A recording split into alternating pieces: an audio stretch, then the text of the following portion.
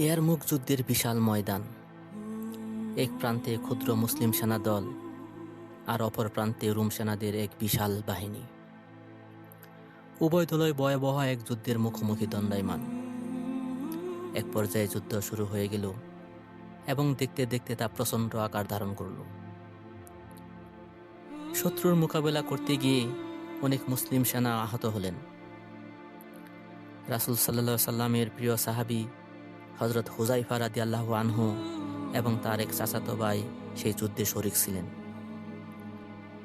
হযরত হুযায়ফা রাদিয়াল্লাহু আনহু যুদ্ধের শেষ অবধি মোটামুটি সুস্থ ছিলেন, কিন্তু যুদ্ধের ময়দানে তার চাচাতো ভাইকে দেখতে না পেয়ে আহতদের মধ্যে খুঁজতে লাগলেন।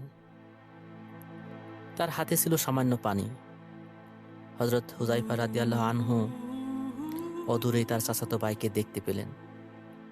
তার শরীর দিয়ে অবিরত ধারায় রক্ত ঝরছিল।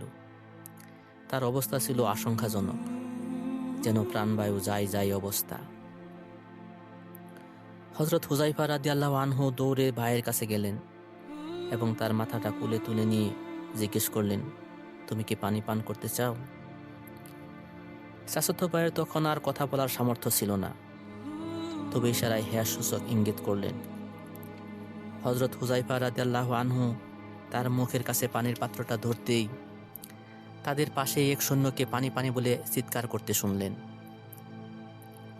পিপাসার্ত ওই সৈনিকের বুক ফাটা আর্তনাদ শুনে মৃত্যু পথযাত্রী চাচাতো ভাই পানির পাত্র থেকে মুখ ফিরিয়ে নিয়ে ইঙ্গিত করলেন, তাকে আগে পানি পান করাও।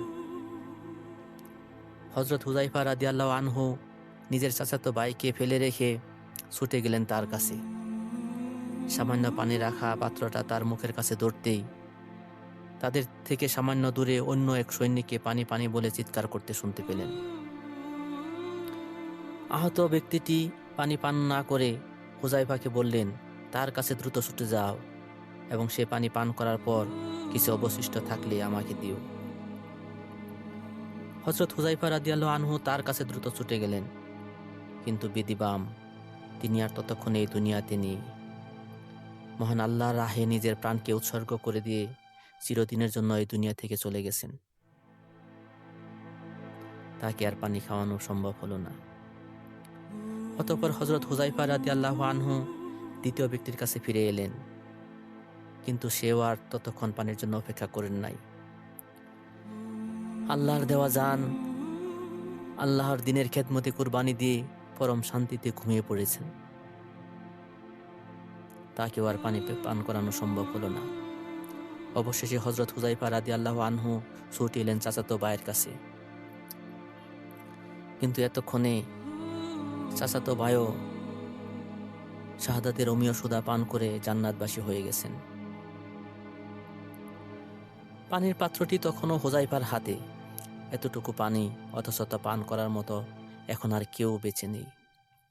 যাদের পানির প্রয়োজন ছিল তারা আরেকজনের পানির পিপাসা মেটাবার জন্য এতই পাগল পারা ছিল যে অবশেষে কেউ আর সে পানি পান করতে পারেনি, অথচ সবারই প্রাণ ছিল ওষ্ঠাগত। সূত্র আল বিদায়া ওয়ান নিহায়া। ইসলাম এমনই এক নূর। এই নূরে আলোকিত মুমিন ব্যক্তি সর্বদা মানুষের জন্য আত্মপ্রাণ থাকে। সে নিজেকে কখনোই পরের উপরে প্রাধান্য দেন না, বরং সর্বদা অপরের কল্যাণকে জ্ঞান করেন। জীবনের চরম ঝুঁকিপূর্ণ মুহূর্ত পর্যন্ত সে তার কর্তব্য ভুলে যায় না, এমনকি পরের জন্য নিজের জীবন বিলিয়ে দিতেও কুণ্ঠাবোধ করে না।